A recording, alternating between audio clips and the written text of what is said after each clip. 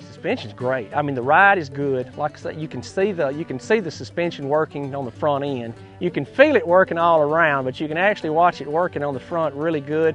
Yeah, the pivots we do, the type fields we have some washed areas and some rougher areas, and without it, it's rough. With a tractor, there was places that I would almost stop. With this, in the roughest, you might want to, you may back down to 6 miles an hour. I'm going to say 6 or 7 miles an hour in this is going to be equivalent to a almost stopped creep on a tractor. The suspension's great. The ride when it's loaded and the ride when it's empty, there's very little difference. As far as your corners, when you're making your swing, we normally slow down, a good bit, and that's not always for the smoothness of the ride, but when you're carrying a 90-foot boom and you have the fields like we have with fence rows and tree lines, most of them you're going to slow down, you're going to gear down or throttle back at the end of the row, and but as far as swaying, leaning, you never get that feeling of any kind of pitch. You're good and level all the way through the turns.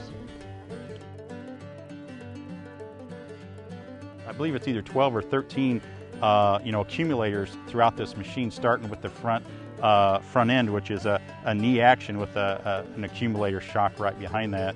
And so everything that on this sprayer that can absorb shock gets that.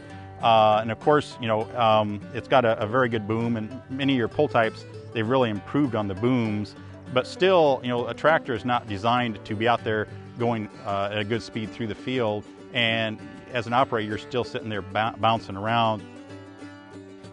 And it's a rougher in the tractor cab, at least the tractors that we were using. I know there's some nicer high dollar tractors that can give you a pretty smooth ride as well, but no, this thing has got a pretty good stroke and handles some pretty good bumps, and it just glides over the top of them. The ride's amazing. I mean, it's the best. Like I said, I've only run a spray coupe and in this, but the ride on a spray coupe versus the ride on this is no comparison. This is more of a track. This is when you run this, you feel like you're running a tractor more, which the tractors ride good. The spray coupe, you kind of felt like you was in kind of like an alien cart or something. It was the ride, you felt like you was riding on steel wheels. It was pretty rough. And when I got out of the spray coupe at the end of the day, I knew I did something. I was tired, stressed out, just ready to go to bed. But with a 10-hour day with the spray coupe, I can do the same in 8 hours with this.